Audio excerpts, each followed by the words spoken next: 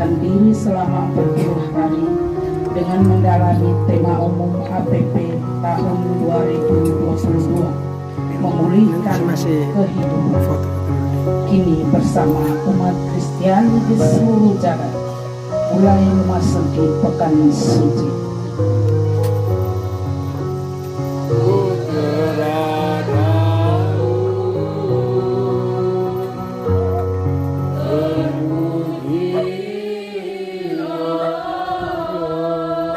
Ibu saudara-saudariku yang terkasih, perayaan Minggu Palma ini mengajak kita semua untuk merefleksikan keberanian Yesus, kerendahan hatinya, dan sekaligus penyerahan dirinya kepada Tuhan.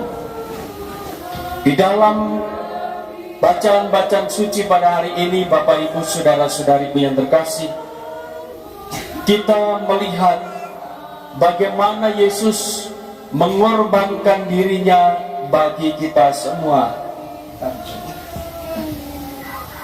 Yesus tahu bahwa Yerusalem adalah tempat di mana dia akan ditangkap.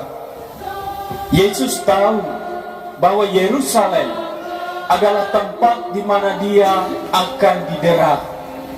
Yesus tahu bahwa Yerusalem tempat di mana dia pada akhirnya akan dibunuh. Namun Bapak Ibu saudara-saudari yang terkasih, hal itu tidak menyurutkan nyali Yesus untuk pergi ke Yerusalem. Yesus tidak mundur, walaupun bayang-bayang kematian ada di depan matanya. Tetapi Yesus tidak mundur, Yesus tidak surut. Justru dalam situasi itu, seakan-akan dia mendesak para muridnya agar segera pergi ke Yerusalem, agar dia segera pergi ke Yerusalem untuk menggenapi apa yang dikehendaki Tuhan, yaitu karya penebusan. Bapak Ibu saudara-saudariku yang terkasih, karya pewartaan Yesus semakin tenar. Mukjizat-mukjizat yang dilakukan oleh Yesus semakin membuat orang terkesima. Banyak orang yang sudah mulai percaya kepada Yesus. Banyak orang yang mengakui bahwa Yesus adalah Allah. Nah, pada saat dia masuk ke kota Yerusalem, ada begitu banyak orang yang mengeluh-elukan dia, menyambut dia dengan teriakan Hosana bagi anak Daud. Diberkatilah dia yang datang dalam nama Tuhan. Hosana di tempat yang maha tinggi. Orang semua mengeluh-elukan dia, mengangkat daun palma sebagai daun lambang kedamaian. Mereka menyambut Yesus sang Raja Damai di dalam kehidupan mereka. Bapak Ibu saudara-saudariku yang terkasih, di satu sisi keberanian Yesus sungguh-sungguh nyata di dalam diri Yesus itu sendiri. Banyak orang menerima pewartaan Yesus, banyak orang yang sungguh mengangkat Yesus sebagai Raja. Di sisi lain Bapak Ibu saudara-saudari, kita bisa melihat di dalam diri Yesus, walaupun Yesus dielulukan sebagai Raja, dia tidak menyombongkan diri. Walaupun banyak orang yang melulukan dia, banyak orang yang menyambut dia, dia tidak menjadi sombong. Tetapi justru Yesus semakin merendahkan diri. Kita bisa melihat, mendengar dalam bacaan simbol-simbol yang dipakai oleh Yesus, bahwa Yesus masuk kota Yerusalem bukan menggunakan kuda yang gagah, bukan mengendarai sebuah kendaraan yang luar biasa, bukan menggunakan kereta, tetapi yang dipilih adalah seekor keledai. Keledai adalah simbol kesederhanaan, keledai adalah simbol kelemahan, dan yang memiliki keledai biasanya adalah orang-orang sederhana. Yang memiliki keledai adalah orang-orang yang miskin. Nah, Bapak Ibu saudara-saudari yang terkasih, Yesus tidak memilih kuda yang hebat, Yesus tidak memakai kereta yang luar biasa, tetapi dia memilih keledai yang sederhana. Hal ini menyimbolkan kepada kita semua, Raja kita Yesus yang dielulukan adalah seorang yang sangat sederhana, orang yang mau merendahkan diri serendah-rendahnya supaya manusia diangkat setinggi-tingginya.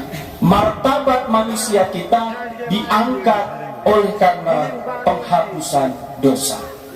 Karena kita sudah rendah, sudah hancur oleh karena dosa. Martabat kita sudah buruk oleh karena dosa. Maka Yesus datang untuk membebaskan kita, untuk mengangkat martabat kita kembali sebagai anak Allah, sebagai anak-anak yang diberkati dengan penghapusan dosa. Oleh karena itu, Bapak Ibu, saudara-saudariku yang terkasih dalam Tuhan kita Yesus Kristus, kita menimba kekuatan dari peristiwa Palma ini. Kita menimba kekuatan dalam hidup beriman, bahwa kita berproses di dalam iman. Kita berada di dalam kesederhanaan. Kita memulai tahun ini dengan perayaan Pekan Suci di tempat ini. Walaupun kita tidak memiliki gereja, walaupun saat ini kita tidak memiliki kapela, tetapi kita punya semangat yang berkobar-kobar untuk merayakan keagungan Kristus dalam Pekan Suci ini. Maka Bapak Ibu saudara-saudari, sudah berminggu-minggu kalian semua berjerih payah untuk membuat satu tempat yang layak untuk merayakan Ekaristi Kudus ini. Hal ini merupakan Bapak Ibu saudara-saudari satu semangat iman yang tumbuh di dalam diri kita. Saya berharap dengan peristiwa ini bukan menjadi peristiwa yang membuat kita terkotak-kotak dan terpecah-pecah. Kita berkelahi satu dengan yang lain, tetapi dengan semua kondisi seperti ini mempersatukan kita semua.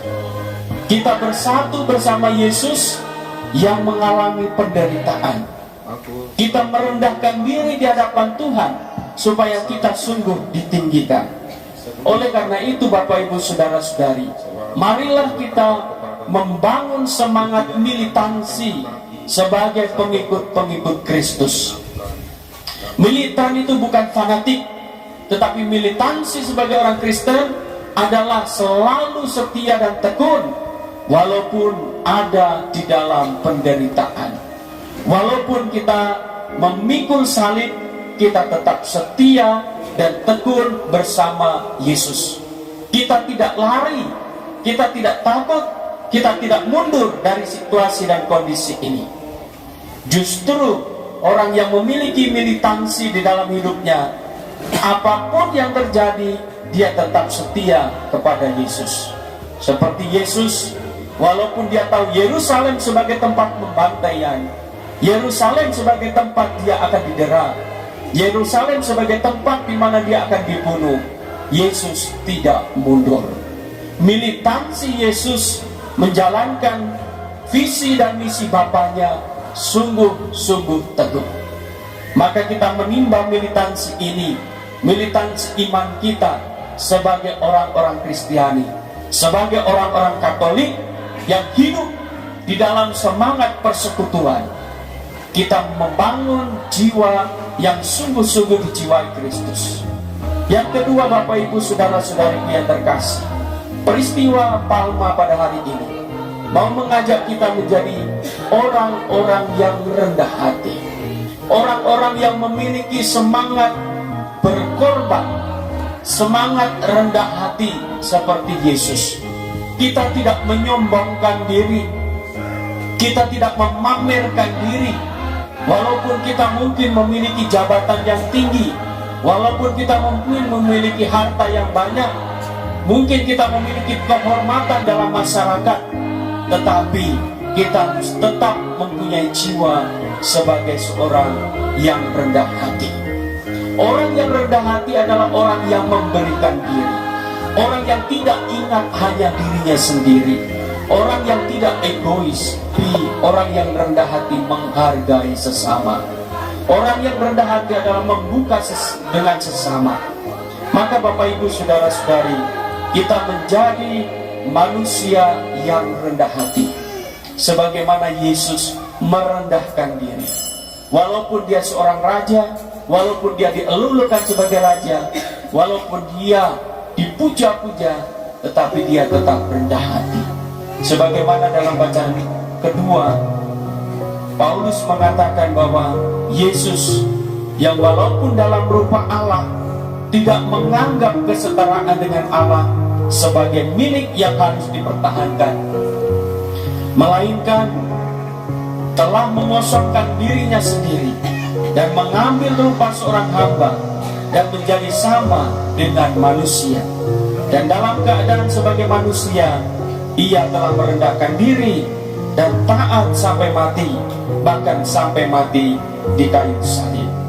Oleh karena itu, Bapak Ibu Saudara-saudariku yang terkasih, marilah membangun semangat kerendahan hati, membangun semangat jiwa sebagai seorang hamba, bukan hamba yang menderita, tetapi hamba yang sungguh merendahkan diri di hadapan Tuhan, memberikan pelayanan. Maka Bapak Ibu Saudara-saudariku yang terkasih, marilah di Minggu Palma ini kita semakin menjadi orang yang memiliki militansi iman, orang yang semakin kokoh dengan iman kita, walaupun ada dalam situasi penderitaan, ada dalam situasi kesulitan, tantangan-tantangan iman, kita tidak surut. Kita tetap tekun dalam doa, tekun dalam iman kita, penyembahan kita dalam Ekaristi, dan kita menjadi manusia-manusia yang rendah hati, manusia yang merendahkan diri, manusia yang membuka diri pada orang lain, hidup dalam semangat persaudaraan, saling menghargai, saling menghormati. Kita tetap menjaga lingkungan kita, lingkungan hidup kita, menjaga bumi kita sebagai ibu kita. Orang yang rendah hati adalah orang yang sungguh menghargai semua, baik menghargai bumi, menghargai alam semesta, maupun menghargai sesama. Kemuliaan kepada Bapa dan Putra dan Roh Kudus.